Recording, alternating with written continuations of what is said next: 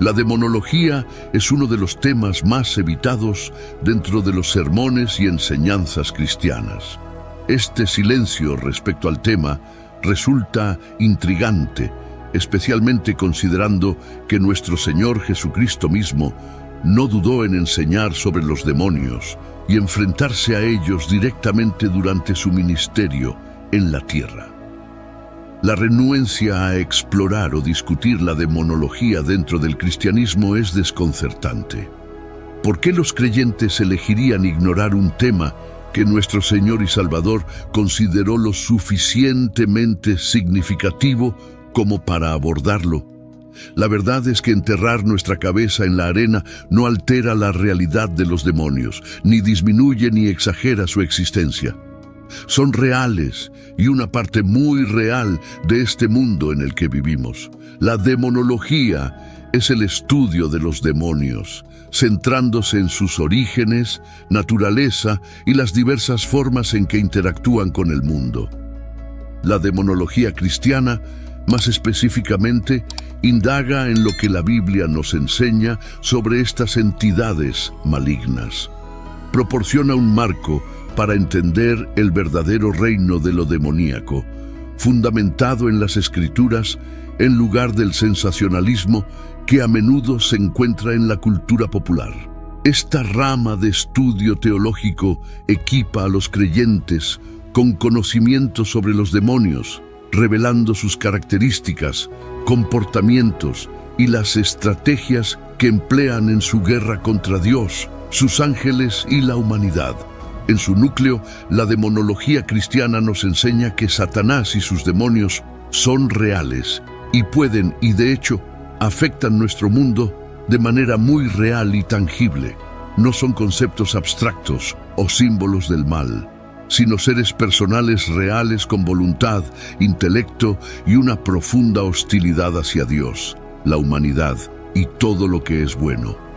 Estos seres han elegido rebelarse contra su Creador y, al hacerlo, se han convertido en los adversarios de la humanidad, buscando alejarnos de Dios mediante la decepción, la tentación y la opresión. Mis hermanos, estamos viviendo los últimos días en esta tierra. Quiero resaltarles que todas las profecías ya se están cumpliendo y está llegando el momento del fin. Te pregunto ahora, si hoy fuera el día del arrebato de la iglesia, ¿estás preparado? He decidido liberar para ti mi libro digital, la Biblia de la A a la Z. Es exclusivo de nuestro canal y ya ha ayudado a miles de personas alrededor del mundo a prepararse para ese gran día. Sumérgete ahora mismo en las profundidades de la palabra de Dios y prepárate para ese gran día, descargando ahora este material que enriquecerá tu vida espiritual. No pierdas tiempo, haz clic en el enlace disponible en el primer comentario fijado y descarga inmediatamente. Las unidades son limitadas, por lo tanto, es crucial actuar ahora para asegurar que el acceso a este poderoso material, hazlo ahora antes de que las unidades se agoten. Comprender la demonología cristiana es crucial por varias razones. En primer lugar, elimina el velo de misterio que a menudo rodea el tema de los demonios, desmitificando su existencia y operaciones. La verdad es que no se puede luchar contra un enemigo que no se sabe que existe, o contra un enemigo en el que ni siquiera se cree que existe. Esta desmitificación es vital para disipar el miedo y la superstición, que pueden nublar nuestro juicio y llevar a una fascinación poco saludable por lo demoníaco o a una negación total de su existencia. En segundo lugar, la demonología cristiana sirve como herramienta para la guerra espiritual. Nos alerta sobre la realidad de los planes de Satanás y las tácticas empleadas por sus secuaces en su campaña implacable contra el reino de Dios. Al entender cómo operan los demonios, los creyentes pueden protegerse mejor contra la decepción y el ataque espiritual, manteniéndose firmes en su fe y equipados con toda la armadura de Dios. Algo extraño está sucediendo con los demonios en todo el mundo. Esta afirmación podría despertar curiosidad o incluso escepticismo, pero dentro del contexto de la demonología cristiana subraya una verdad profunda que ha sido evidente desde la antigüedad y que sigue siéndolo hoy en día.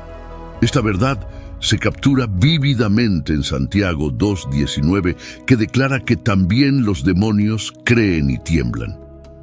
Este versículo, sucinto pero profundamente evocador, pone en primer plano la intensa reacción de los demonios ante la verdad de Dios. La existencia en la que creen y tiemblan se centra en el aspecto del temblor, revela mucho sobre la naturaleza de los demonios, el poder de Dios y las implicaciones para los creyentes. El término temblar transmite un sentido de miedo, ansiedad o agitación, tan intenso que no puede ser ocultado. Significa una manifestación física de un terror arraigado. Pero, ¿qué exactamente instiga una reacción tan profunda de estos seres malignos? No es meramente el reconocimiento de la existencia de Dios, sino el reconocimiento total de su absoluta soberanía, santidad y el inevitable juicio que les espera. A diferencia de los humanos, que podrían vacilar en la fe o comprensión, los demonios poseen una conciencia aguda de la omnipotencia de Dios y la futilidad última de su rebelión. En toda honestidad, podemos aprender mucho de esto. Vivimos en un mundo que no teme al Señor, un mundo que incluso llega a burlarse de Dios, un mundo que no tiembla ante el nombre del Señor, un mundo que no tiembla ante el hecho de que un Dios santo está enojado con ellos, un mundo que no cree que haya un Dios. Sin embargo, tengan la seguridad, hermanos y hermanas, que se acerca un tiempo en el que cada individuo que no tiemble ante el nombre del Señor se postrará y confesará que Jesús es Señor. Pero, si la verdad fuera dicha, esto es porque las personas de este mundo no comprenden verdaderamente quién es Dios. Una y otra vez se nos recuerda temer al Señor, Mateo 10:28, y no temer a quienes matan el cuerpo, pero no pueden matar el alma, sino más bien temer a aquel que puede destruir tanto el alma como el cuerpo en el infierno. Hebreos 10:31. Es terrible caer en las manos del Dios vivo. Proverbios 9:10. El temor del Señor es el principio de la sabiduría, y el conocimiento del Santo es entendimiento. Este conocimiento, junto con la certeza de su derrota y castigo, les infunde un terror tan profundo que los hace temblar. Durante una conferencia en la escuela de seminario, nos presentaron un ejemplo ilustrativo por parte de un profesor especializado en el tema de la demonología. Relató un encuentro que involucraba a un grupo de estudiantes que trataban con un hombre poseído por un demonio. Mientras confrontaban al demonio dentro del hombre, la voz que surgía de él era notablemente distinta a la suya. Más llamativamente aún, el demonio exhibió una respuesta vehementemente negativa al nombre de Jesús. Esta reacción destaca el miedo que los demonios albergan hacia Jesucristo, subrayando el poder inherente en su nombre y el temor más amplio que tienen hacia Dios.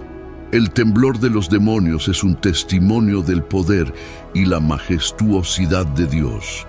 Él es el Creador que habló al universo a la existencia, cuya santidad es inaccesible por el pecado y cuya justicia es inquebrantable. Los demonios poseen un entendimiento íntimo de su poder, un entendimiento de Dios y su gloria que nosotros, los seres humanos, no captamos completamente. Creo que incluso nosotros como cristianos a menudo damos a Dios por sentado. Dios está tan por encima de nosotros como lo están los cielos de la tierra, como lo está el norte del sur, así de superior es Dios sobre nosotros. Él existe en un reino propio, una clase propia, no es un hombre glorificado. A menudo tratamos de convertir al Señor Jesucristo en un hombre glorificado o en un profeta glorificado, para que opere apenas un poco por encima de nosotros y así podamos entenderlo con nuestras mentes limitadas. Pero no puedes entender completamente a Dios. No puedes entender a un ser que ha vivido desde la eternidad hasta la eternidad. No puedes entender a un ser cuyos mandatos obedecen los vientos y las olas. No puedes entender a un ser que está fuera del tiempo. No puedes entender a un ser que no tiene principio. Tú y yo tenemos un principio. Los ángeles y los demonios tienen un principio. Los cielos y la tierra tienen un principio. Miguel el arcángel, Gabriel el mensajero, Lucifer la caída y Apolón el destructor, todos tienen un principio. Sin embargo, Dios no lo tiene. Él es de edad en edad, de generación en generación. Antes de que hubiera un principio, Él estaba allí. Su rebelión no ha oscurecido la omnipotencia de Dios a su percepción. Más bien, ha acentuado la realidad de su suprema autoridad. Tiemblan no por reverencia, sino por miedo, plenamente conscientes de su oposición al Todopoderoso. Este profundo temor de Dios, manifestado por los demonios, no es un concepto abstracto, sino una realidad tangible que tiene implicaciones para los creyentes. El encuentro descrito por el profesor sirve como un recordatorio vívido de la guerra espiritual en la que están involucrados los creyentes. Subraya la autoridad en el nombre de Jesús, un nombre que incluso las fuerzas demoníacas reconocen y temen. Es un nombre sobre todos los nombres, el nombre de Jesús. En el contexto más amplio de la vida cristiana, el temblor de los demonios ante la mención de Jesucristo y su temor a Dios brindan tanto consuelo como un llamado a las armas. Reafirma la posición de poder del creyente al permanecer en la fe y la autoridad otorgada a nosotros a través de Cristo. También sirve como un recordatorio sobrio de la realidad del mal y la constante batalla espiritual que se libra invisible. Algo extraño está sucediendo con los demonios en todo el mundo. Es más que una afirmación sensacionalista. Es un reflejo del conflicto cósmico entre el bien y el mal. Un conflicto en el que el nombre de Jesucristo emerge con toda autoridad. A lo largo de la historia, numerosas personas han enfrentado fenómenos inexplicables que solo pueden describirse como actividad demoníaca o paranormal. Estos eventos a menudo dejan a las personas sintiéndose indefensas, aterrorizadas y a veces incluso cuestionando su propia cordura. Sin embargo, en medio de estos encuentros aterradores, existe un poderoso testimonio del nombre sobre todos los nombres, Jesucristo. Una y otra vez se ha informado que con solo mencionar su nombre, toda forma de actividad demoníaca y perturbación paranormal cesa de inmediato. Una de las manifestaciones más comunes de estos encuentros es la experiencia de la parálisis del sueño. Las personas informan estar atrapadas entre las etapas del sueño y la vigilia, incapaces de moverse o hablar, a menudo percibiendo una presencia ominosa que las oprime o incluso que está parada en la habitación. Esta aterradora condición, que difumina las líneas entre los reinos físico y espiritual, deja a los afectados con un temor genuino por sus vidas. Sin embargo, sorprendentemente han surgido innumerables testimonios de personas que en medio de su miedo logran invocar el nombre de Jesús. En ese momento, la fuerza opresiva desaparece y son liberados de su parálisis. Una demostración profunda de la autoridad investida en el nombre de Jesús. Este fenómeno no es simplemente anecdótico, refleja un aspecto más profundo de la realidad espiritual. La verdad evidente en la vida de Jesucristo, tal como se describe en los Evangelios, cuando se enfrentaba a fuerzas demoníacas, la sola presencia de Jesús provocaba miedo y sumisión de los demonios. Lo reconocían, temblaban ante su autoridad y le suplicaban, plenamente conscientes de su poder para mandar sobre ellos. El Evangelio de Marcos relata varios de estos encuentros, como en Marcos 5:1-20, donde Jesús se encuentra con un hombre poseído por una legión de demonios. Los demonios reconocieron inmediatamente a Jesús, temblaron de miedo y le rogaron que no los atormentara antes de que los expulsara. Mateo 8, 28, 34. Cuando Jesús llegó al otro lado, a la región de los Gadarenos, 2 endemoniados salieron de los sepulcros y eran tan violentos que nadie podía pasar por ese camino. Gritaron: ¿qué quieres con nosotros, Hijo de Dios? ¿Has venido aquí para atormentarnos antes de que llegue el tiempo señalado? Había allí una gran piara de cerdos que pasía a cierta distancia. Los demonios le suplicaron: si nos echas fuera, mándanos ir a esa piara. Él les dijo: vayan. Entonces los demonios salieron de aquellos hombres y entraron en los cerdos, y toda la piara se precipitó por el despeñadero al mar y murió en las aguas. Los que cuidaban los cerdos huyeron, fueron a la ciudad y contaron todo, incluso lo que le había sucedido a los endemoniados. Toda la ciudad salió a encontrarse con Jesús, y al verlo, le suplicaron que se fuera de su territorio. Esta narrativa subraya la soberanía incomparable de Jesucristo sobre el ámbito espiritual. El tema consistente a lo largo de estos testimonios y relatos bíblicos es el reconocimiento de la autoridad de Jesús por parte de entidades espirituales, incluso los demonios. A pesar de su naturaleza rebelde contra Dios, reconocen la supremacía de Jesucristo. Este reconocimiento, manifestado a través del miedo y la sumisión, es un recordatorio poderoso de la victoria que Jesús aseguró sobre los poderes de las tinieblas mediante su muerte y resurrección. Los creyentes son alentados a tomar corazón en esta verdad, sabiendo que el mismo poder que resucitó a Cristo de entre los muertos mora en ellos a través del Espíritu Santo. Los crecientes informes de encuentros con demonios y actividades paranormales en diversas culturas alrededor del mundo exigen una afirmación audaz de la fe en el poder del nombre de Jesús. Es un llamado a recordar que ante el nombre de Jesús toda rodilla debe doblarse en el cielo, en la tierra y debajo de la tierra, como se ve en Filipenses 2:10. Los demonios tiemblan de miedo porque algún día recibirán finalmente lo que les espera.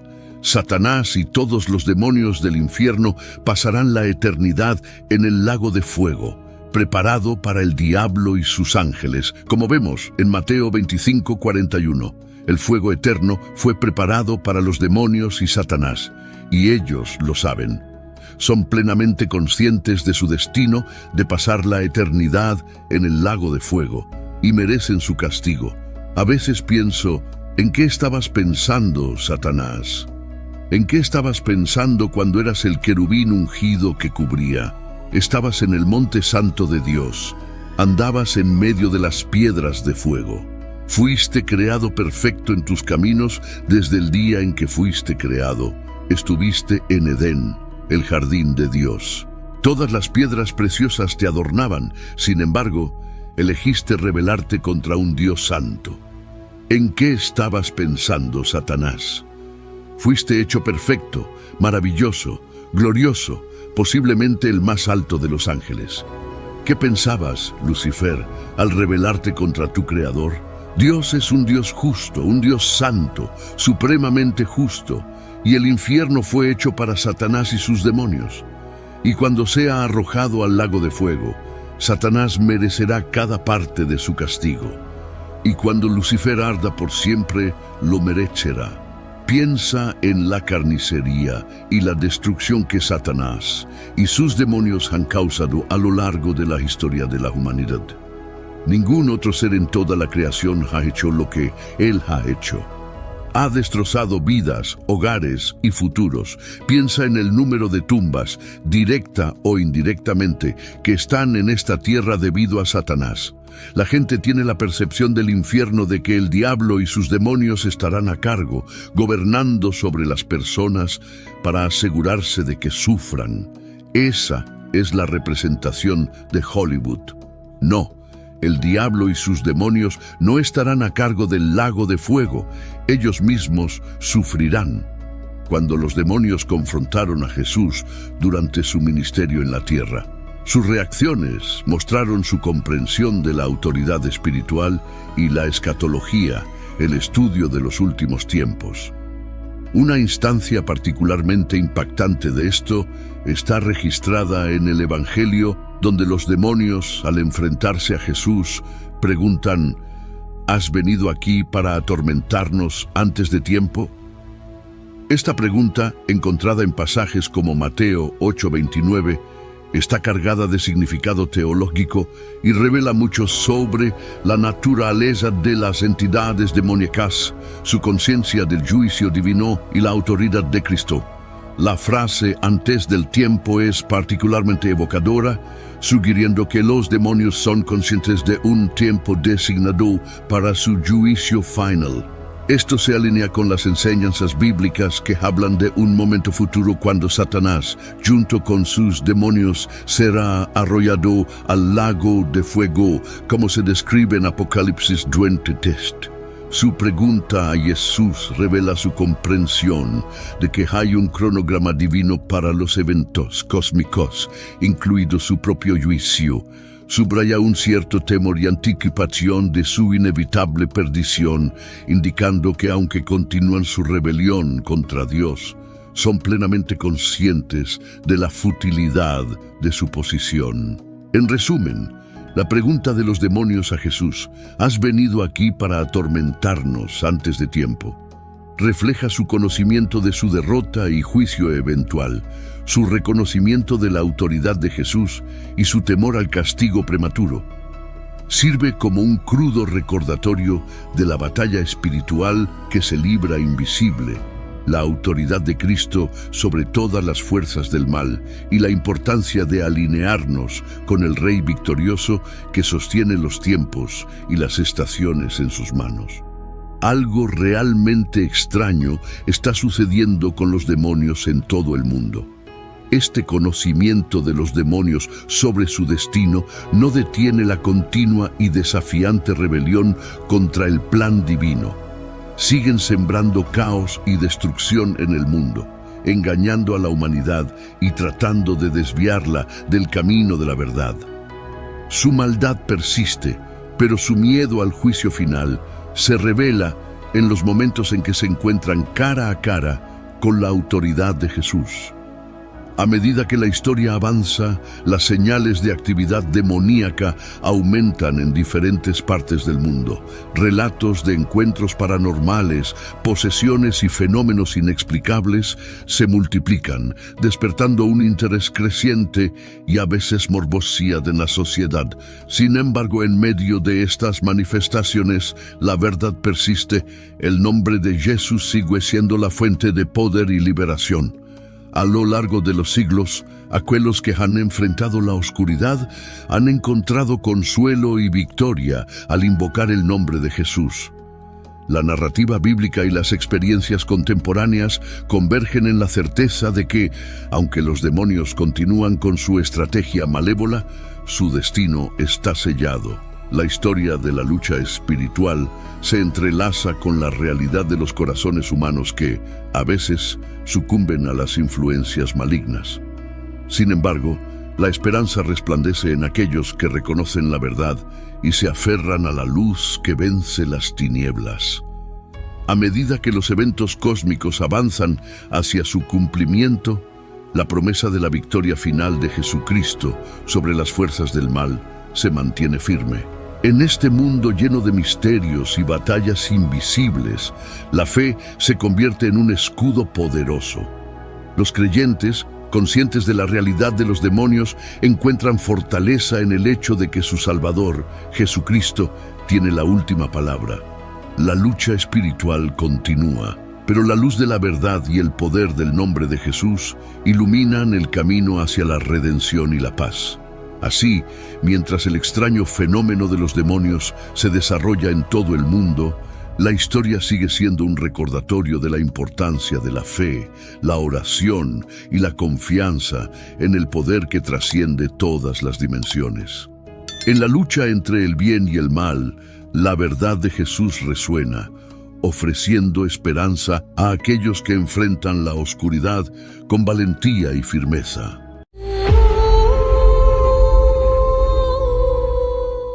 ¿Por qué Dios no perdona a los ángeles caídos y a Satanás? Explicando la rebelión de Satanás implica abordar 3 puzzles complejos. Vamos a desglosarlos en términos más simples y discutir cómo se relacionan entre sí.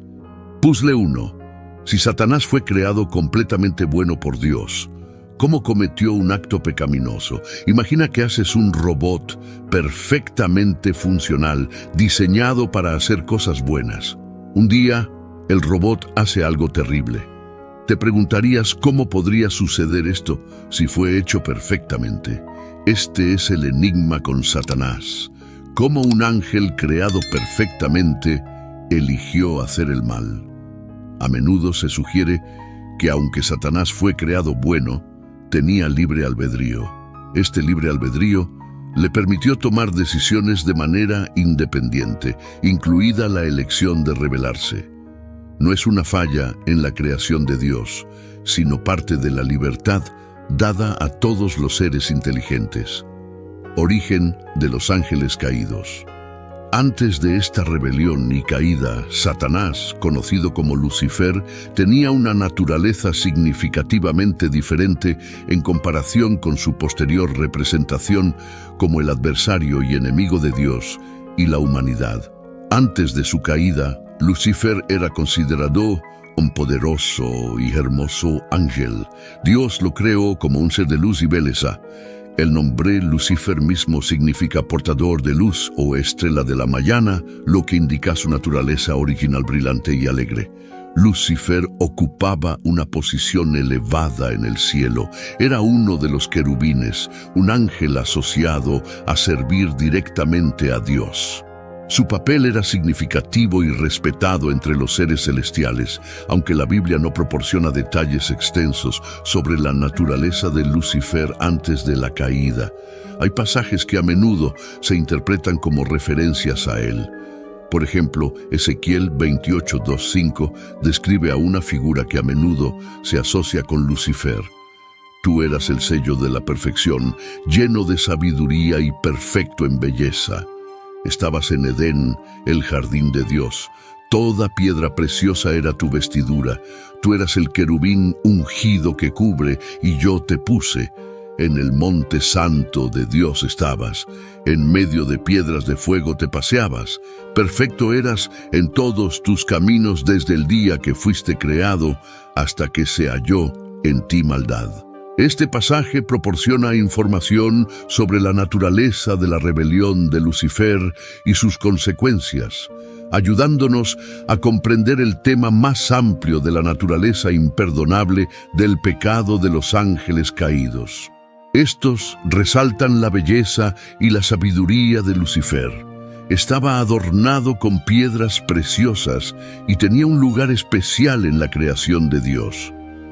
Demostrando su alto estatus y el aprecio en el que era tenido, Lucifer era el epítome de la perfección, lleno de sabiduría y belleza. Esta descripción implica que antes de ir en contra de Dios, Lucifer era una creación perfecta sin ningún defecto. Como querubín ungido, Lucifer tenía una posición privilegiada, única, en la presencia de Dios. Este papel significa una confianza y honor elevados en el reino celestial. A pesar de su perfección inicial, se encontró pecado y maldad en Lucifer. Esto sugiere que la raíz de su caída fue algo dentro de él, tradicionalmente interpretado como orgullo y un deseo de ser igual o superior a Dios. La caída de Lucifer enfatiza el concepto de libre albedrío en la Biblia. A pesar de ser creado perfecto y colocado en una posición de honor, él eligió rebelarse contra Dios. Esta elección refleja el ejercicio del libre albedrío, que es fundamental para la naturaleza de todos los seres inteligentes creados por Dios, incluidos los ángeles. A diferencia de los humanos, se cree que los ángeles tienen un entendimiento completo de sus acciones y las consecuencias de las mismas. Cuando Lucifer y sus seguidores se rebelaron, lo hicieron con plena conciencia.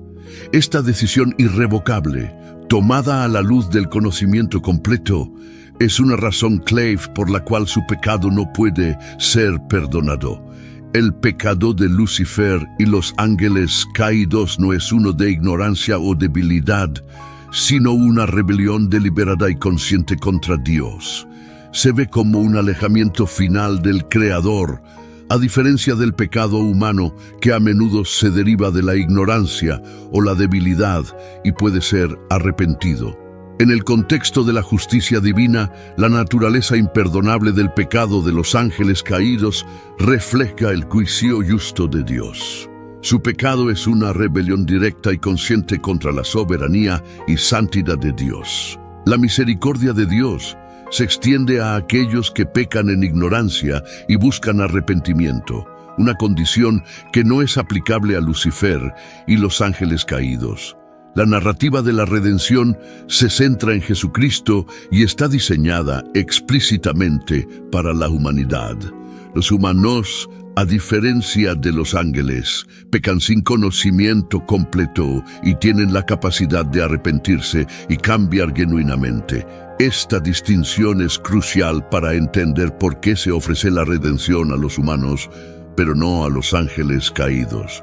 La causa principal de la caída de Lucifer fue el orgullo. Isaías 14, 12, 15 es otro pasaje a menudo vinculado a la rebelión de Lucifer. ¿Cómo caíste del cielo, oh lucero, hijo de la mañana? ¿Cómo fuiste cortado por tierra, tú que debilitabas las naciones? Tú que decías en tu corazón, subiré al cielo, en lo alto junto a las estrellas de Dios, levantaré mi trono, y en el monte del testimonio me sentaré a los lados del norte. Sobre las alturas de las nubes subiré y seré semejante al Altísimo. La ambición de Lucifer de ser como por encima de Dios llevó a su caída. Su deseo de ascender al nivel de Dios o ser adorado como Dios fue su perdición. Este orgullo y rebelión lo transformaron de un querubín querido en Satanás, el adversario y acusador. Después de su rebelión, Lucifer fue expulsado del cielo, convirtiéndose en Satanás, el líder de los ángeles caídos. Esta caída marcó una transformación completa de ser de luz y belleza a uno asociado con la oscuridad y el mal. Para entender por qué Dios no perdona a los ángeles caídos y a Satanás, es esencial saber si los ángeles pueden arrepentirse. Como resultado, estaríamos investigando la naturaleza de los ángeles, la naturaleza del pecado y el arrepentimiento y cómo difieren de las experiencias humanas. Naturaleza de los ángeles. Los ángeles y los humanos son creaciones distintas de Dios. Son seres espirituales creados por Dios, cada uno con roles y características únicas. Los ángeles están en la presencia de Dios y le sirven directamente, mientras que los humanos tienen una relación más compleja con Dios, que implica fe, pecado, redención y el potencial de una relación personal e íntima con Dios a través de Jesús.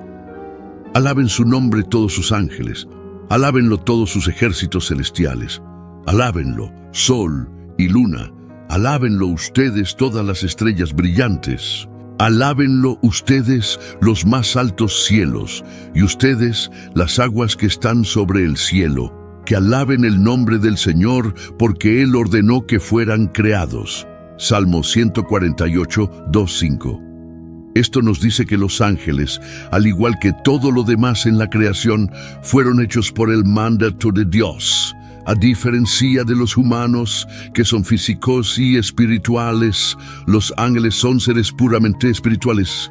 La Biblia los llama espíritus ministradores, enviados para servicio a favor de los que han de heredar la salvación. Hebreos 1:14. Esta naturaleza espiritual les permite existir en la presencia de Dios y cumplir sus roles como mensajeros y siervos. Los ángeles son seres espirituales y no tienen cuerpos físicos como los humanos. Sin embargo, pueden aparecer en forma humana. Por ejemplo, en Génesis 19:1-5 se relata cómo los ángeles visitaron a Lot en Sodoma, apareciendo como hombres. A menudo se dice que los ángeles tienen un aspecto único, misterioso e impresionante. Por ejemplo, en Isaías 6 se describe a los serafines, una especie de ángel con 6 alas, lo que muestra lo extraordinarios que son. Los ángeles tienen diversos roles, incluyendo mensajeros de Dios. Lucas 1:26-38, donde Gabriel anuncia el nacimiento de Jesús a María. Protectores. Salmo 91:11. Porque a sus ángeles mandará acerca de ti, que te guarden en todos tus caminos. Y adoradores de Dios. Apocalipsis 5:11-12. Los ángeles están jerarquizados, como sugiere Judas 1:9, que se refiere a Miguel como el arcángel. Otros tipos de ángeles incluyen los serafines, conocidos por su adoración a Dios, y los querubines, que custodiaban la entrada al jardín del Edén. Cuando los ángeles tomaron la decisión de seguir o rebelarse contra Dios, lo hicieron con pleno conocimiento y entendimiento. Sin embargo, los humanos a menudo toman decisiones morales con conocimiento limitado y son propensos al error y al pecado. En este caso poseen libre albedrío, como lo demuestra la rebelión de Lucifer, más tarde Satanás y otros ángeles. Esta rebelión se interpreta como la caída de Satanás. Los ángeles poseen un mayor conocimiento y sabiduría que los humanos, pero no son omniscientes como Dios. En Pedro 1:2 sugiere que los ángeles están interesados en la salvación humana, indicando que hay cosas que nosotros como humanos no sabemos. A ellos les fue revelado que no se estaban sirviendo a sí mismos, sino a ustedes, cuando hablaban de las cosas que ahora les han anunciado los que les predicaron el Evangelio por medio del Espíritu Santo, enviado del cielo, cosas en las que los ángeles anhelan mirar. 1 Pedro 1:12. Los ángeles interactúan con los humanos como mensajeros o agentes de Dios, brindan orientación, entregan mensajes, ofrecen protección y a veces intervienen en los asuntos humanos según lo indicado por Dios. Un ejemplo está en Hechos 12:6-11, donde un ángel ayuda a Pedro a escapar de la cárcel. Los ángeles exhiben emociones. Hay gozo delante de los ángeles de Dios por un pecador que se arrepiente. Lucas 15:10. Lo que indica que los ángeles se regocijan en el cumplimiento de la voluntad de Dios. Siendo seres espirituales, los ángeles son inmortales y no experimentan la muerte de la misma manera que los humanos. Sin embargo, su existencia no es independiente. Son seres creados que deben su existencia a Dios. A pesar de su poder y conocimiento, los ángeles no son omnipotentes ni omniscientes. Sirven bajo la autoridad de Dios y actúan de acuerdo con su voluntad.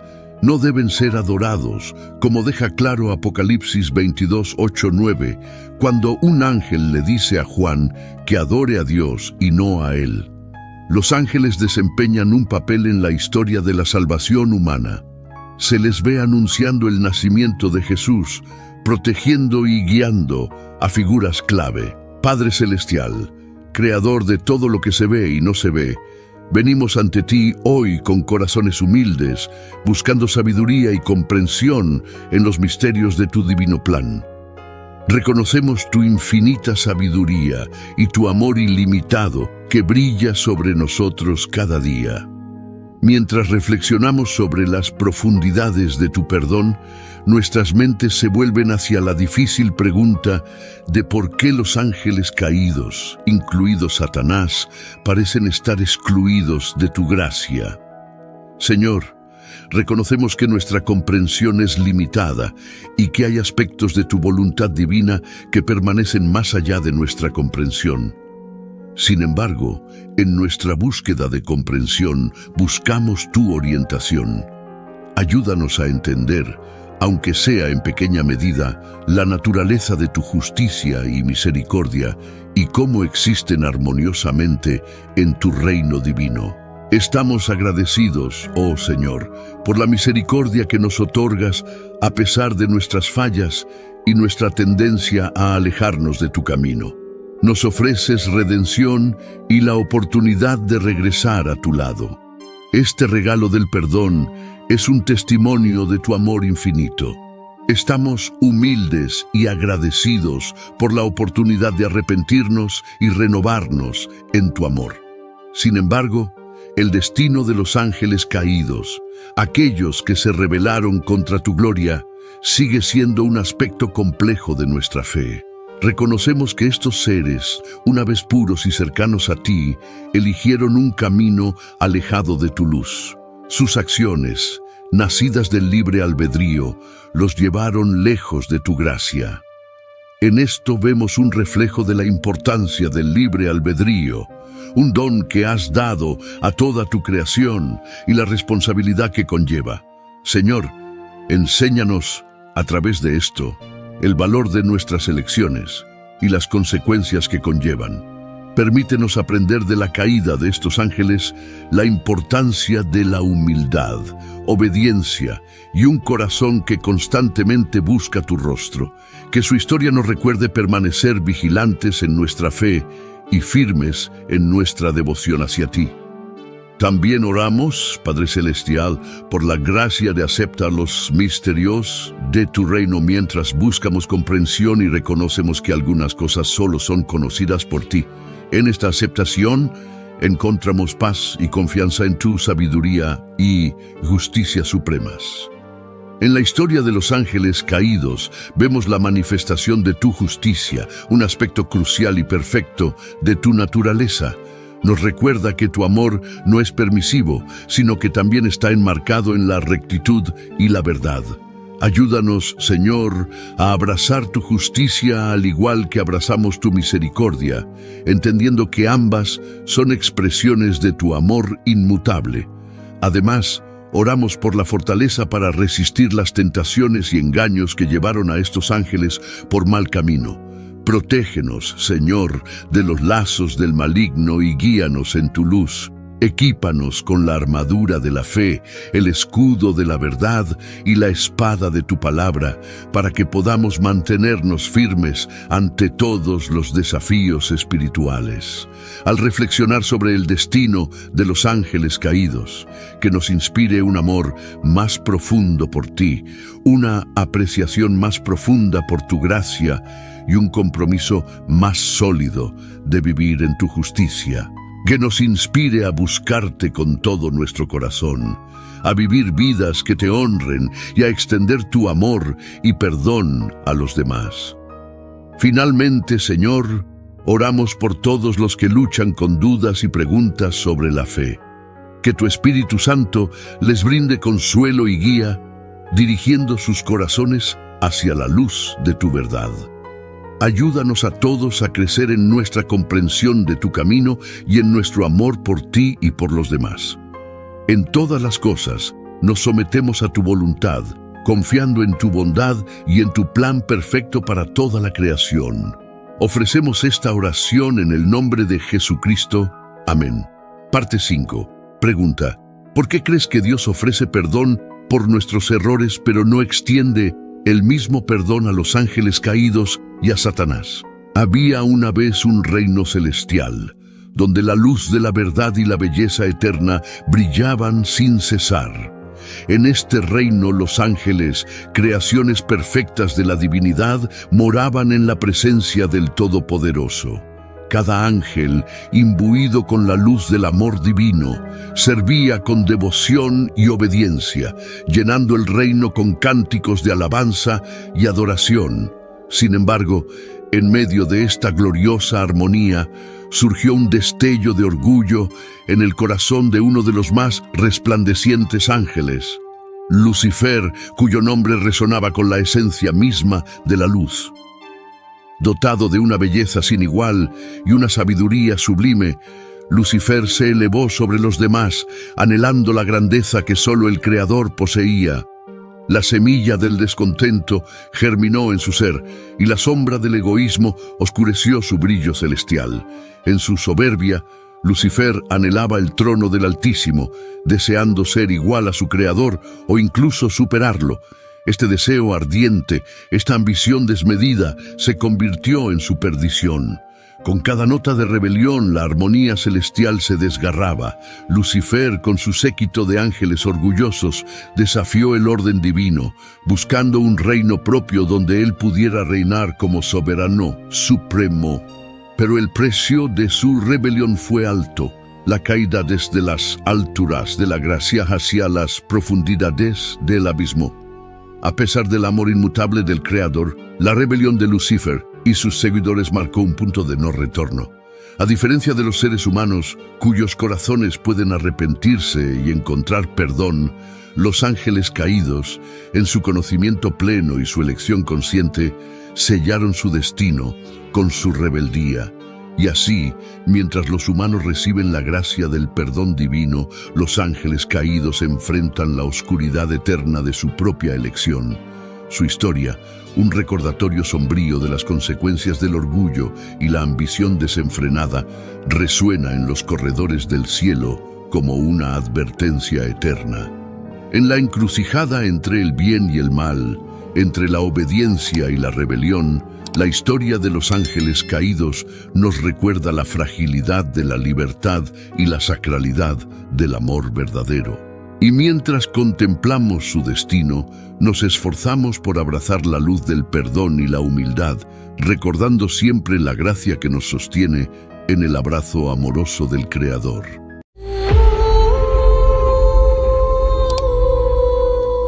Lo que hará el Anticristo en 2024 es impactante. Hay un sentido palpable de urgencia en el aire. Es claro para todos los que creen en la línea profética de Dios que el reloj está marcando el tiempo, y es esencial. El mundo, sin lugar a dudas, se encuentra en una encrucijada donde se desarrolla la línea profética de Dios, y debido a las señales de los tiempos en los que vivimos, la urgencia en nuestros corazones debe reflejar la urgencia de los tiempos. Hay un cambio evidente ocurriendo en nuestro mundo, y un mensaje que no debemos ignorar. El título de nuestro sermón es «Lo que hará el Anticristo en 2024 es impactante». Puede sonar sorprendente e incluso inquietante, pero es imperativo que abordemos este tema con mentes y corazones abiertos. Como creyentes, no solo es nuestro deber, sino también nuestro llamado, discernir las señales de los tiempos y entender la batalla espiritual que se libra en nuestro mundo hoy en día.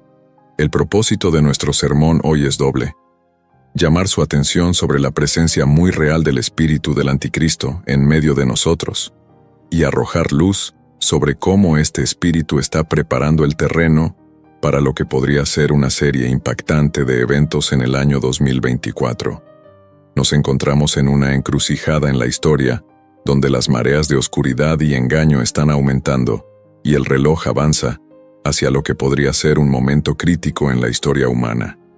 Para establecer una base bíblica para nuestro sermón, volvamos a las palabras inspiradas del apóstol Juan, que se encuentran en las primeras y segundas epístolas de Juan.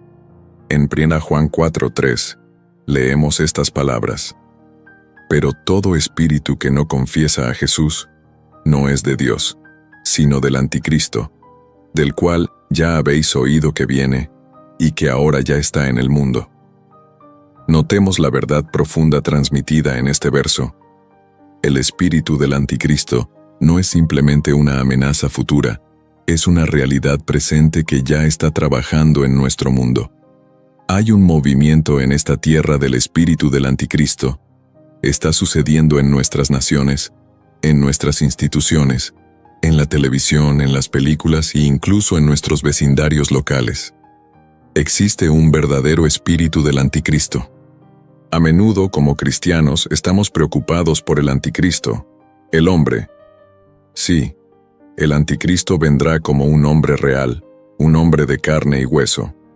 Pero lo que necesitan saber y recordar es que antes de que se revele en el escenario mundial, antes de que dé un paso al frente y tome el centro del escenario, su espíritu ya está trabajando en el mundo, activamente en acción.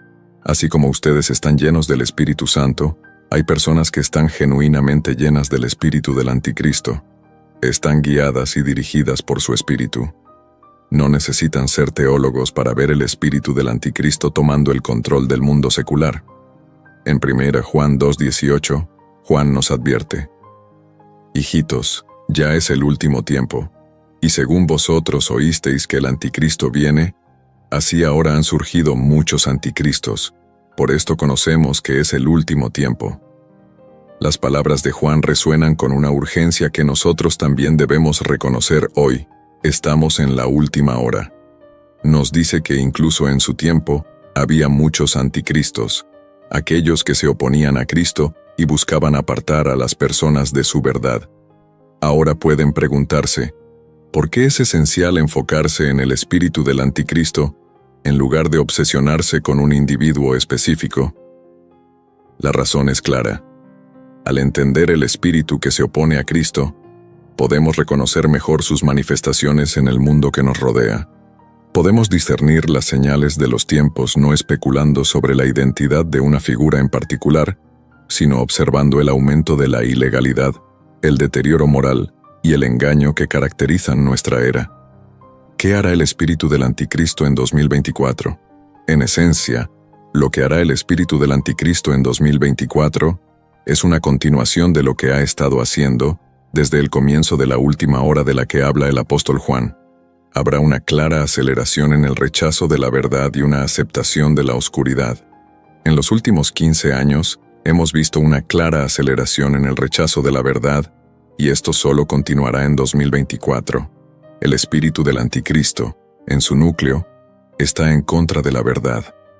Jesucristo es la verdad.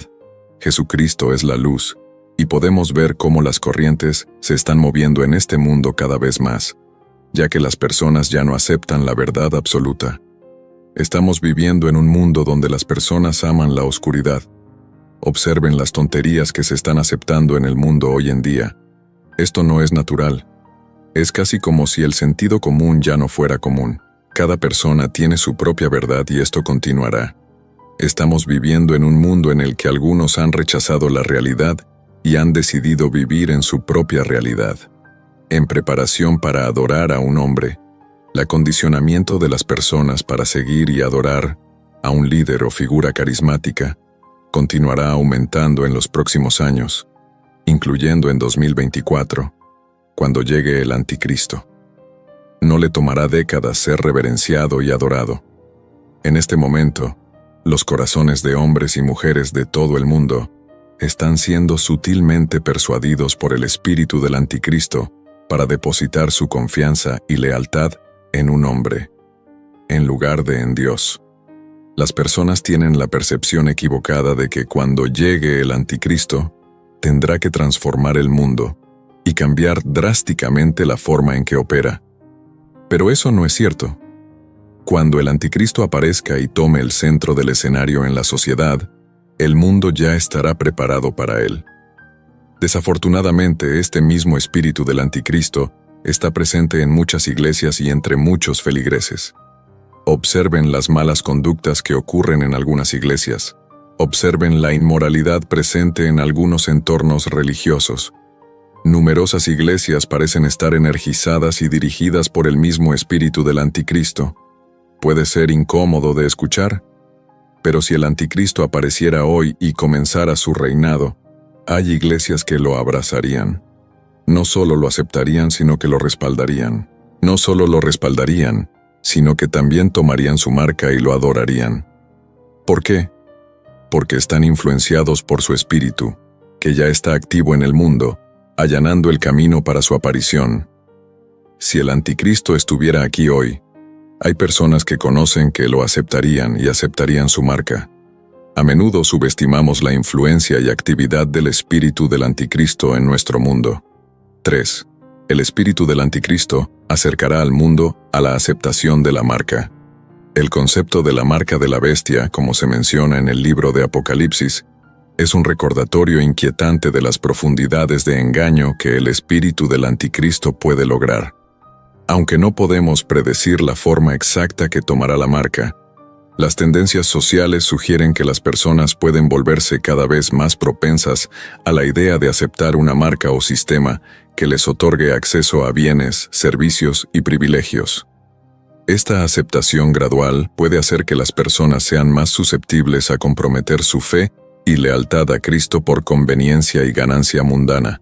Apocalipsis 13, 16, 17 dice: «Y hacía que a todos, a pequeños y grandes, ricos y pobres, libres y esclavos, se les pusiese una marca en la mano derecha o en la frente, y que ninguno pudiese comprar ni vender, sino el que tuviese la marca o el nombre de la bestia, o el número de su nombre».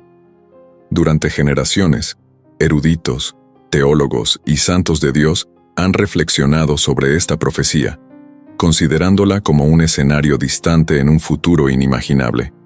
Sin embargo, con la velocidad del avance tecnológico y los cambios societales que estamos presenciando hoy en día, esta profecía parece menos como una visión lejana y más como una realidad inminente. La era digital ha traído consigo capacidades que solo podíamos soñar hace unas décadas. El mundo en el que vivimos hoy es completamente diferente al mundo en el que vivíamos hace 40 años. Los vehículos a través de los cuales me están escuchando ahora simplemente no existían y eran inimaginables. Tecnologías biométricas como el reconocimiento facial y de huellas dactilares se han vuelto comunes. Chips RFID y tecnologías de comunicación de campo cercano, NFC, están integrados en nuestra vida cotidiana, desde pagos sin contacto hasta entradas sin llave. Además, hay un impulso global hacia una sociedad sin dinero en efectivo, donde las monedas digitales y las transacciones en línea se están convirtiendo rápidamente en la norma. Estos desarrollos representan la infraestructura que teóricamente podría respaldar el tipo de sistema descrito en Apocalipsis 13.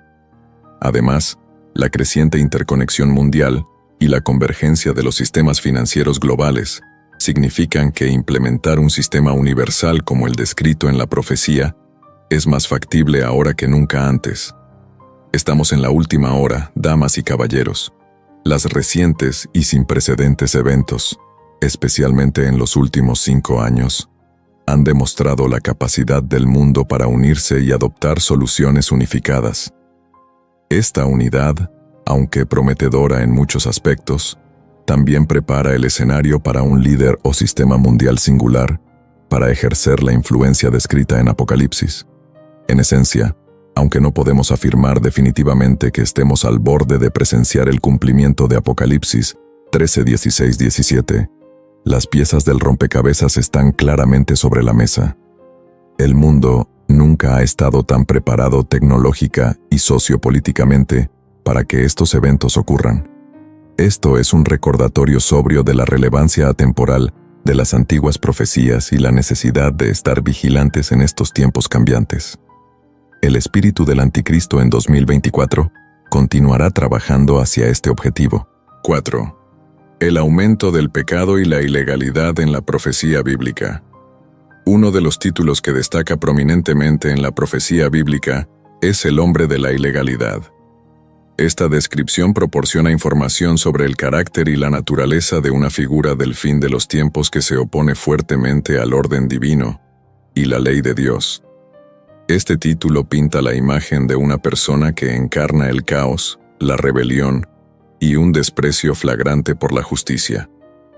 El hombre de la ilegalidad es, en muchas interpretaciones, sinónimo del anticristo, una figura que se profetiza surgirá en los últimos tiempos, guiando al mundo por el camino equivocado con su engaño y carisma.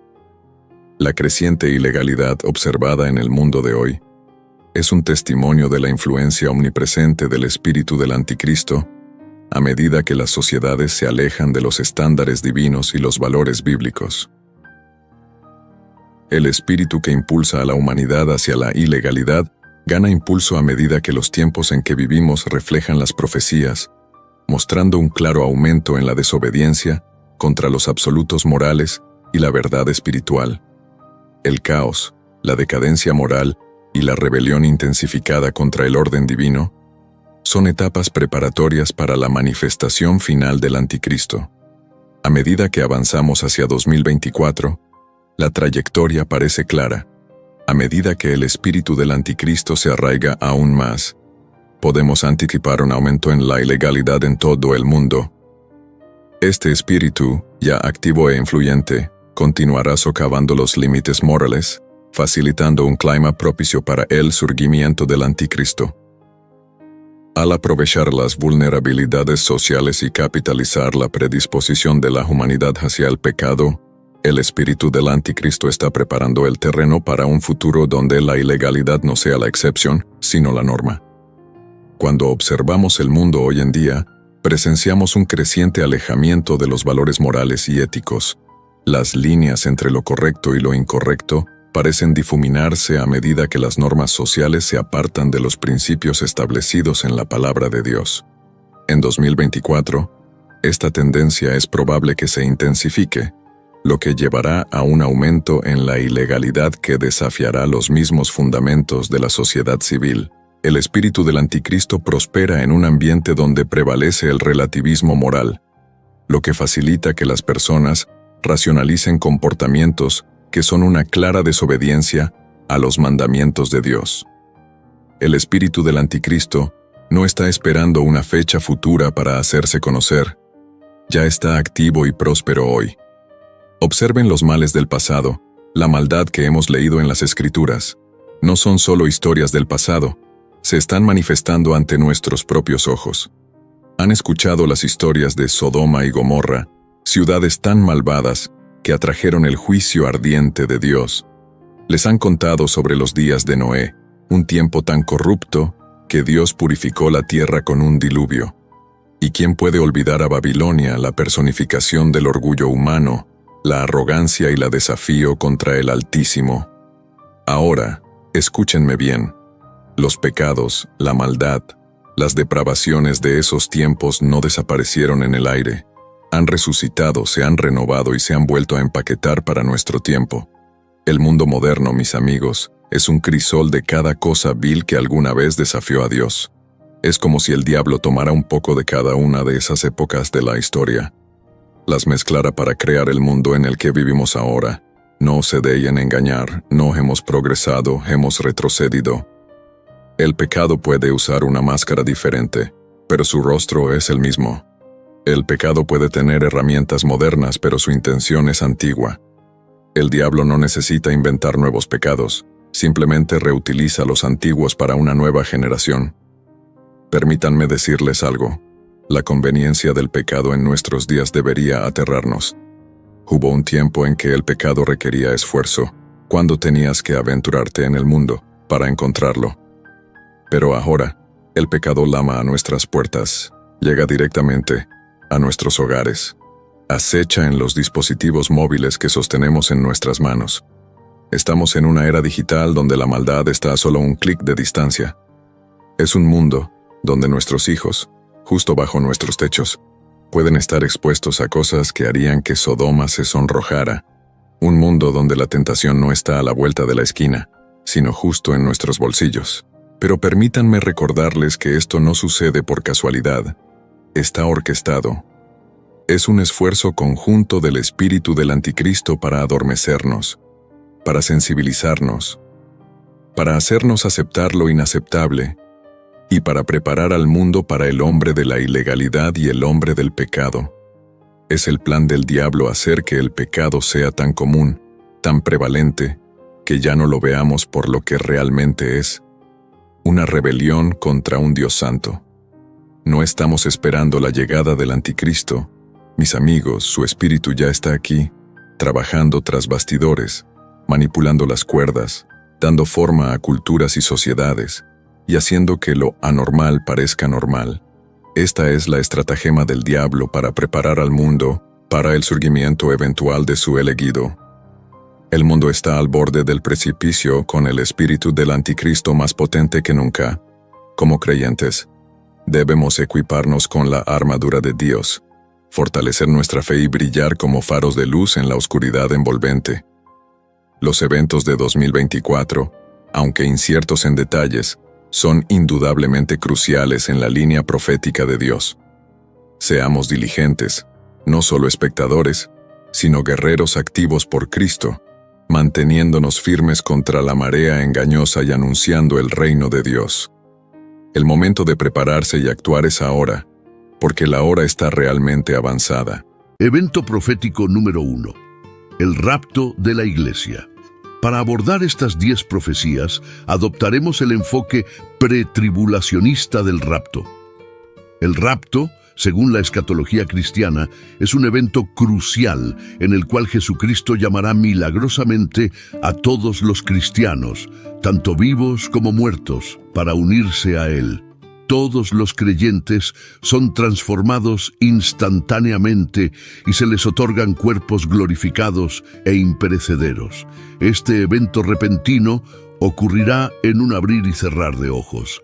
Este maravilloso evento incluye la resurrección de los creyentes fallecidos y la transformación de aquellos que están vivos. Este evento marca un momento significativo en el cumplimiento de las promesas de Dios y es un tema de gran interés y debate entre los creyentes. Central para comprender el rapto es la creencia de que ocurrirá antes de la tribulación, un período de gran tumulto y dificultades en la tierra, según se describe en la Biblia. Esta perspectiva, conocida como el enfoque pretribulacionista, sostiene que los creyentes serán librados de la tribulación al ser llevados para estar con Cristo antes de que estos eventos se desarrollen. El concepto del rapto está notablemente respaldado por pasajes en el Nuevo Testamento. En 1 Tesalonicenses 4, 16-17, el apóstol Pablo proporciona una vívida descripción. Porque el Señor mismo descenderá del cielo con voz de mando, con voz de arcángel y con trompeta de Dios. Y los muertos en Cristo resucitarán primero. Luego nosotros, los que estemos vivos y que hayamos quedado, seremos arrebatados juntamente con ellos en las nubes para recibir al Señor en el aire. Y así estaremos siempre con el Señor. Este pasaje enfatiza que el rapto será un evento divino y milagroso, iniciado personalmente por el Señor mismo, no por un ángel ni por ningún otro ser. Significa una intervención directa de Cristo en los asuntos del mundo. Además, el pasaje tranquiliza a los creyentes de que aquellos que han muerto en Cristo no serán olvidados ni dejados atrás. Serán los primeros en resucitar, subrayando el papel integral de la resurrección en el rapto. Esta resurrección no es solo un despertar espiritual, sino que implica una transformación del cuerpo físico que refleja el poder y la gloria de la propia resurrección de Cristo. Para los creyentes, el rapto es una fuente de esperanza y aliento. Es un recordatorio de la victoria final de Cristo y de la vida eterna prometida a aquellos que confían en Él. Sin embargo, el momento exacto del rapto sigue siendo un misterio. Mientras que la perspectiva pretribulacionista del rapto, como se describe en el texto de 1 Tesalonicenses 4, 16, 18, es una creencia ampliamente aceptada entre muchos cristianos. Es importante reconocer que hay otras perspectivas dentro de la escatología cristiana, comprendiendo estas opiniones divergentes. Destaca la diversidad de interpretación dentro de la fe cristiana. Otras opiniones notables incluyen el rapto post-tribulación, que sostiene que los cristianos pasarán por la tribulación y serán arrebatados al final. El rapto en la mitad de la tribulación, cuyos defensores creen que ocurrirá en el punto medio de la tribulación, y el rapto pre-ira, que sugiere que ocurrirá entre el punto medio de la tribulación y antes de que se derrame la ira de Dios en las etapas posteriores. El amilenarismo y el postmilenarismo tienen diferentes entendimientos del milenio y la secuencia de eventos del fin de los tiempos, con menos énfasis en un evento de rapto como se concibe típicamente en el pretribulacionismo. Una señal reveladora de un cristiano inmaduro es aquel que cree que solo las personas cuya teología coincide al 1% con la suya irán al cielo. La verdad es que en el cielo habrá personas cuya teología no coincida al 100% con la tuya. Es vital que los cristianos reconozcan que la escatología, al igual que muchos temas teológicos, es compleja y multifacética. En el cielo, podemos esperar encontrarnos con creyentes de diversas denominaciones y antecedentes con diferentes comprensiones teológicas. Es crucial no permitir que estas diferencias conduzcan a la división o hostilidad entre los creyentes. En cambio, nuestro amor compartido por el Señor Jesucristo debería unirnos. Evento profético número 2, la construcción del tercer templo. La historia avanza en una línea, hubo un comienzo y habrá un final. Dios tiene la historia en una línea de tiempo, como atestigua la Biblia. Nos asegura que nos movemos a lo largo de una línea de tiempo de eventos proféticos programados. Dentro de esta línea de tiempo y en las Escrituras, especialmente en la escatología cristiana, una y otra vez vemos aparecer un templo. Este templo se convierte en un jugador central en la narrativa de los últimos tiempos, un punto focal de anticipación y advertencia. Los textos proféticos señalan un momento en el que el templo volverá a estar en pie en Jerusalén, sirviendo como cumplimiento de la profecía y catalizador de eventos que se desarrollan. La reaparición del templo en los últimos tiempos no es una mera recurrencia histórica, es una cita divina, un momento crucial en el plan redentor de Dios. Mientras vivimos a la sombra de estas promesas proféticas, el papel del templo en los eventos en desarrollo de la historia se hace cada vez más evidente. Según la escatología cristiana y basándose en las creencias judías tradicionales y las referencias bíblicas, se espera que el tercer templo sea construido en el Monte del Templo, en Jerusalén. El Monte del Templo es un sitio de profundo significado religioso para cristianos y judíos. La construcción del tercer templo se ve como un cumplimiento directo de la profecía bíblica, especialmente en Daniel 9:27 y Mateo 24:15, donde se menciona un lugar santo o templo en el contexto de eventos de los últimos tiempos. Cuando esto se haga realidad, confirmará la confiabilidad de la Biblia y la certeza del plan de Dios. Nuevamente los planes. Daniel 9:27 confirma que Él hará un pacto con muchos por una semana. A la mitad de la semana pondrá fin al sacrificio y la ofrenda, y en el templo establecerá una abominación que causa desolación hasta que se derrame el decreto final sobre él. Mateo 24:15-16 dice: Cuando vean estar de pie en el lugar santo la abominación que causa desolación, hablada por el profeta Daniel, el que lee entienda. Entonces los que estén en Judea huyan a los montes. 2 Tesalonicenses 2:4 señala que Él se opondrá y se ensalzará sobre todo lo que se llama Dios o es adorado, colocándose en el templo de Dios, proclamándose a sí mismo como Dios. Evento profético número 3, el surgimiento de la primera bestia. Apocalipsis 13 nos presenta una figura formidable que no es otra que el anticristo emergiendo del mar.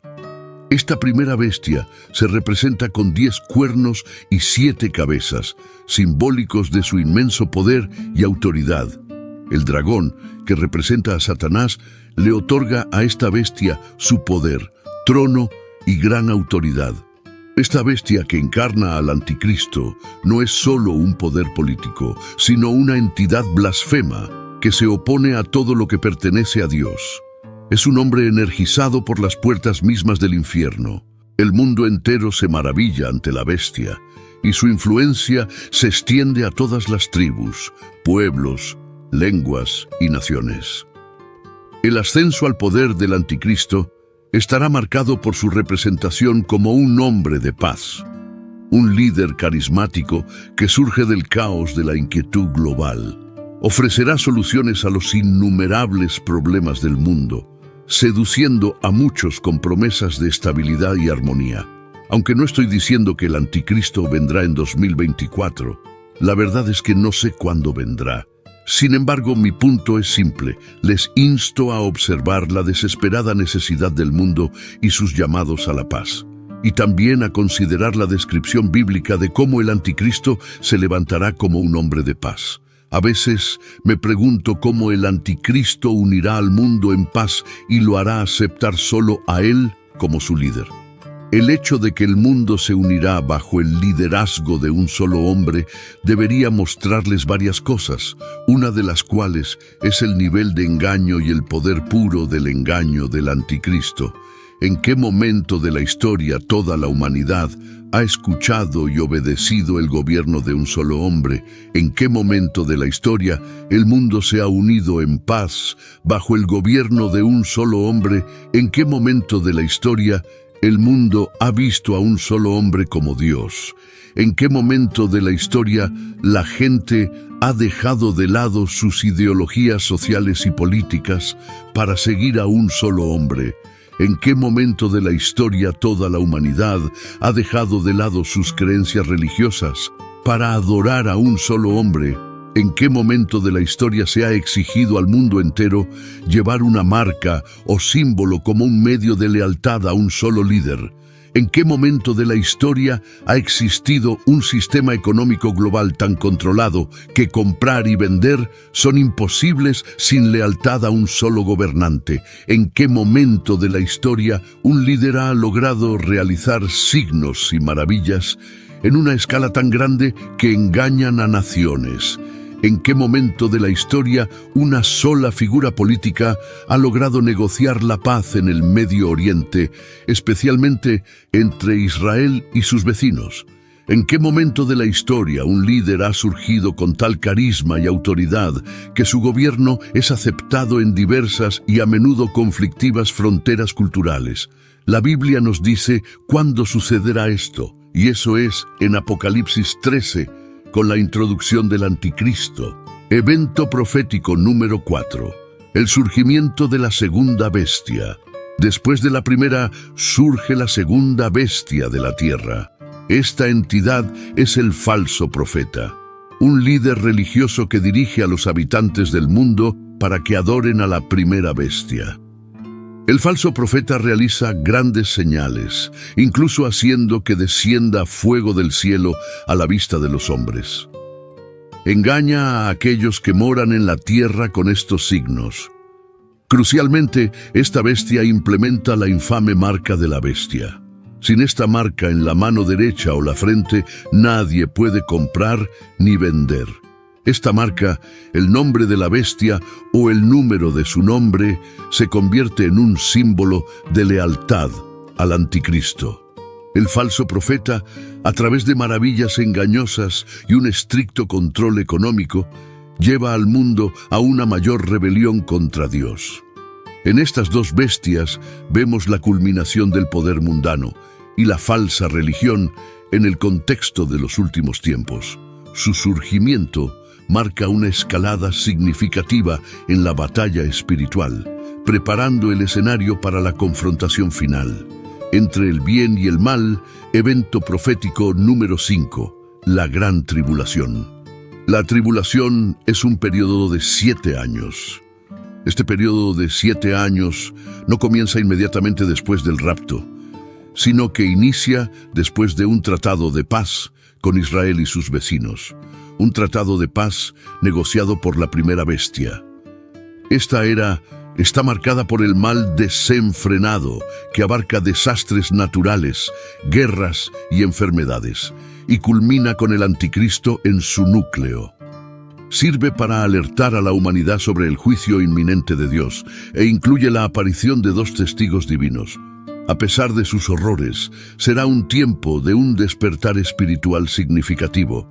Se espera que ocurran varios eventos importantes, que incluyen la aparición de los 4 jinetes del Apocalipsis, que representan conquista, guerra, hambruna y muerte, el sonido de 7 trompetas, cada una señalando juicios y catástrofes diferentes. El surgimiento de Abadón o Apolión, conocido como el Destructor, quien lidera un ejército de langostas causando plagas y sufrimientos, y el derramamiento de 7 copas de la ira de Dios, resultando en destrucción adicional y plagas. Estos eventos son algunos de los muchos que caracterizan este periodo tumultuoso. Nuestro Señor Jesucristo, al hablar sobre este periodo de la gran tribulación, afirma en Mateo 24:22: «Y si aquellos días no fuesen acortados, ninguna carne sería salva, mas por causa de los escogidos, aquellos días serán acortados». En otras palabras, Jesús está diciendo que la gran tribulación será tan severa que si se permitiera que continuara indefinidamente, nadie sobreviviría. Creo que como cristianos subestimamos en gran medida la escala y veracidad de la gran tribulación. Es un tiempo que el mundo nunca ha visto, tan severo que todo el cielo permanece en silencio durante media hora. Lucas 21:26. Aborda el impacto emocional y psicológico extremo que este período tendrá en la humanidad, ya que el versículo declara: «Desfalleciendo los hombres por el temor y la expectación de las cosas que sobrevendrán en la tierra, porque las potencias de los cielos serán conmovidas». Refleja el intenso temor y aprensión que experimentará la gente en respuesta a los eventos sin precedentes y catastróficos que se desarrollarán durante la tribulación. Este miedo no se debe solo a las calamidades terrenales como guerras, plagas y desastres naturales que forman parte de la narrativa de la tribulación, sino también a las perturbaciones cósmicas. Las potencias de los cielos serán conmovidas, que simbolizan la sacudida del orden establecido de las cosas. Evento profético número 6, la abominación de la desolación durante la tribulación. Mateo 24:15-18 dice: «Por tanto, cuando veáis la abominación desoladora de que habló el profeta Daniel en el lugar santo, el que lee, entienda.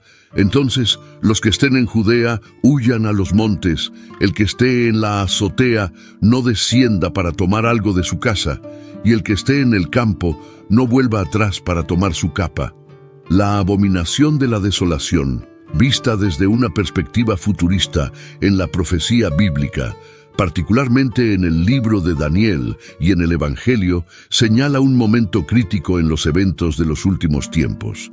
Este evento ocurre a mitad de la gran tribulación y representa un acto atroz de sacrilegio, donde el anticristo, la primera bestia que analizamos anteriormente en este sermón, se proclama a sí mismo como Dios dentro de los sagrados confines del reconstruido templo judío en Jerusalén.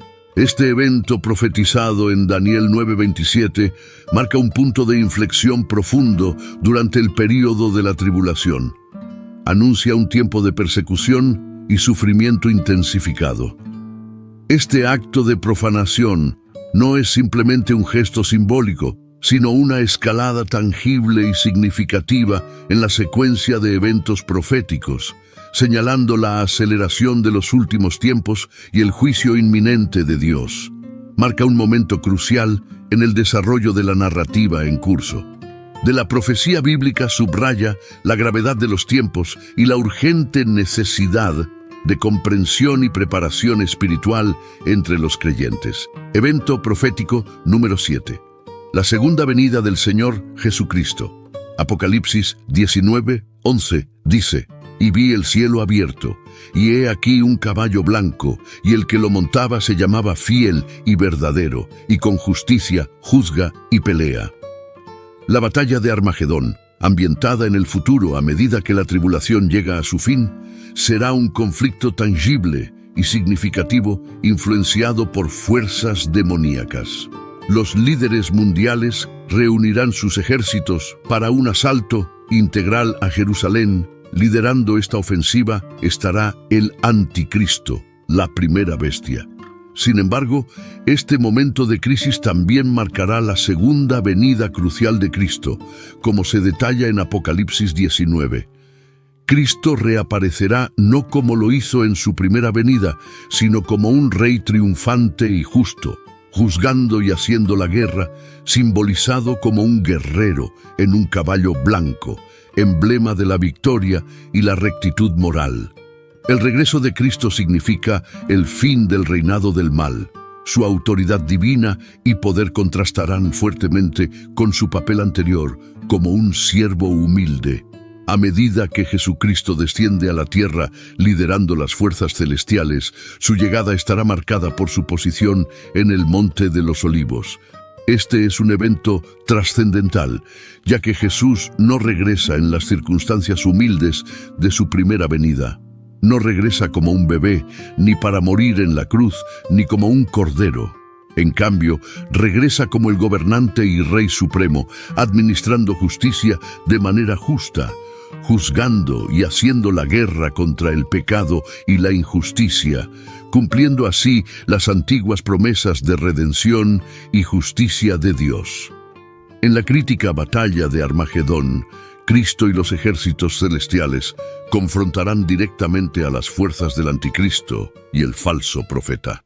El resultado de esta batalla será la derrota total e inequívoca de estas fuerzas del mal. Después de esta victoria, tanto el anticristo como el falso profeta serán arrojados al lago de fuego, siendo los primeros dos individuos en ser arrojados a este lugar. Satanás, la fuente de la decepción y el mal, será restringido durante 1000 años. Después de esta victoria decisiva, Cristo establecerá su reinado por 1000 años. Este será un periodo marcado por la paz, la justicia y el gobierno divino, contrastando significativamente con el caos y la destrucción de la tribulación.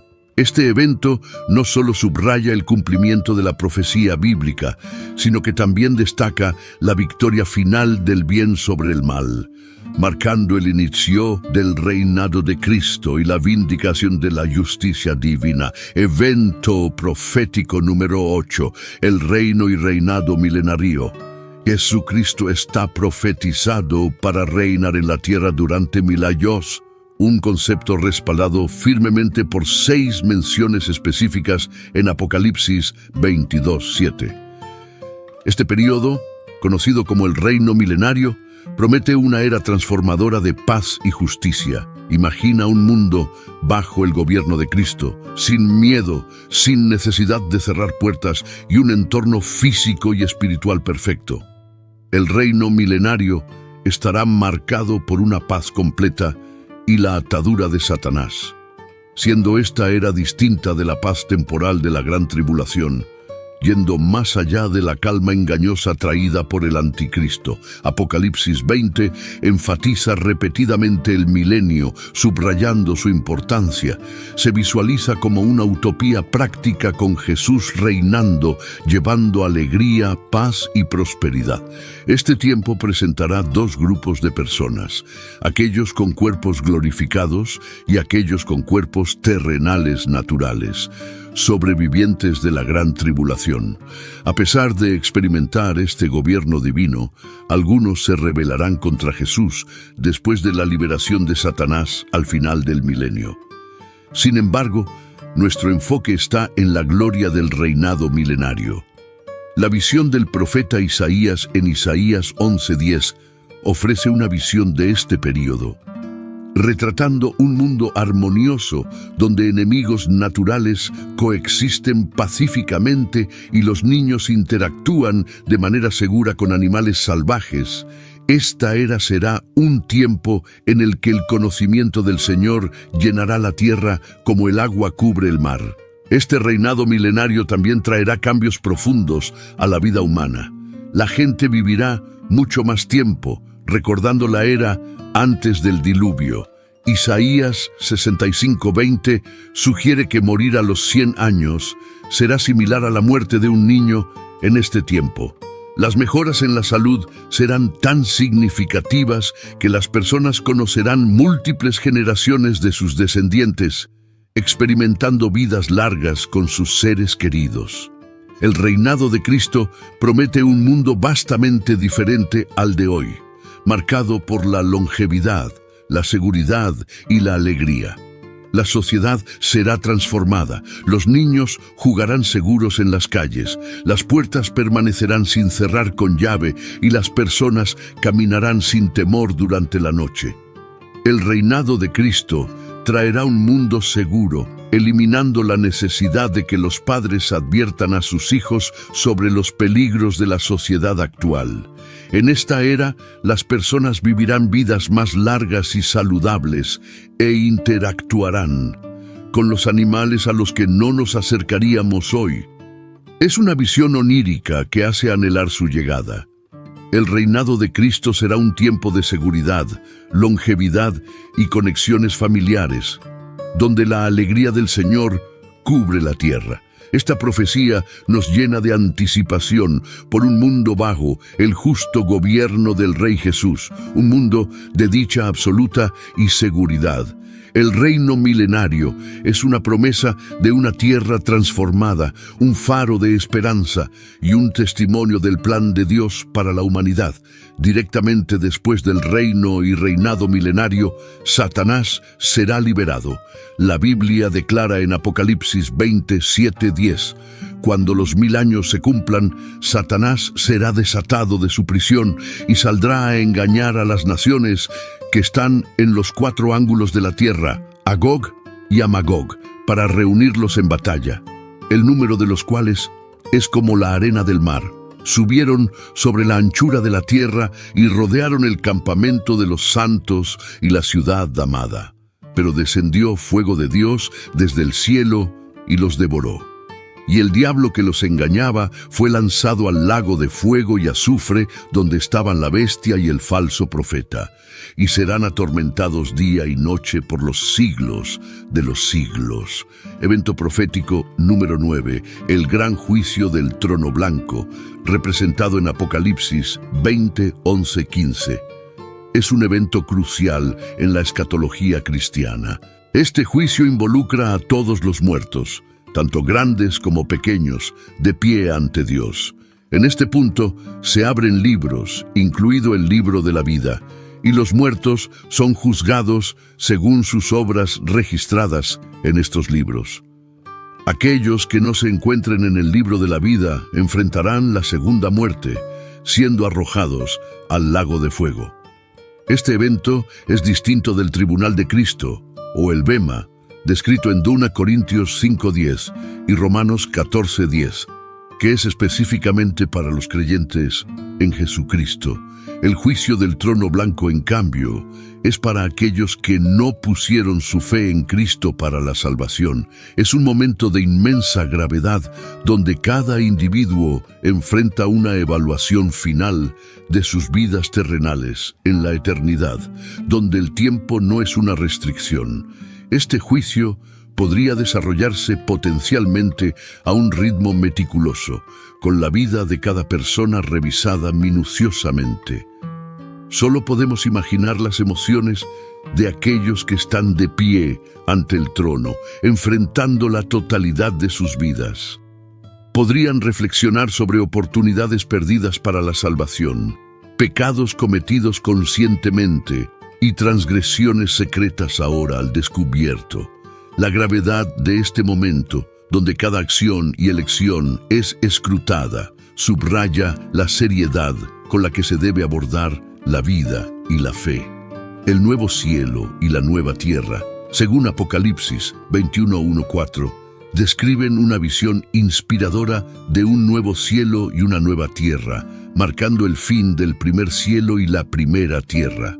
Esta visión incluye la ciudad santa, la nueva Jerusalén, descendiendo hermosamente como una novia preparada para su esposo. El pasaje destaca de manera enfática la presencia íntima de Dios con la humanidad, resaltando la profunda cercanía que experimentaremos con Dios en esta nueva realidad. Este evento evoca emociones indescriptibles al presenciar el magnífico descenso de la ciudad santa. El entorno extraordinario estará lleno de colores nunca antes vistos y materiales desconocidos, junto con seres notables. Se nos recuerda de las criaturas vivientes en Ezequiel con 4 caras y cuerpos cubiertos de ojos, representando un vistazo a las maravillas celestiales que podríamos encontrar. Esta nueva existencia implica un cambio transformador para nosotros también. Evolucionaremos de mortales a inmortales, experimentando una transición de lo corruptible a lo incorruptible.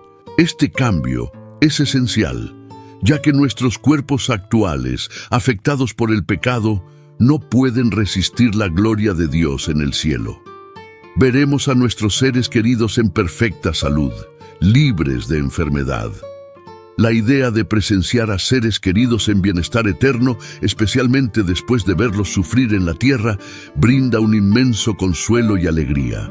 Nuestros nuevos cuerpos nos permitirán resistir la presencia de Dios.